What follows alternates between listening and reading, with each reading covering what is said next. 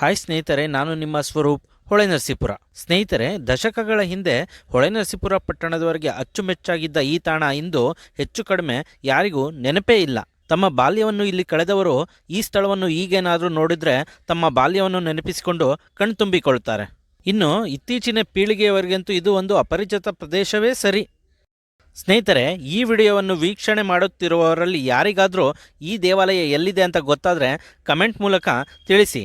ಹಾಗೆಯೇ ಈ ದೇವಾಲಯದ ಬಗ್ಗೆ ತಮ್ಮ ಬಾಲ್ಯದ ನೆನಪುಗಳನ್ನು ನಮ್ಮ ಜೊತೆ ಕಮೆಂಟ್ ಮೂಲಕ ಹಂಚಿಕೊಳ್ಳಿ.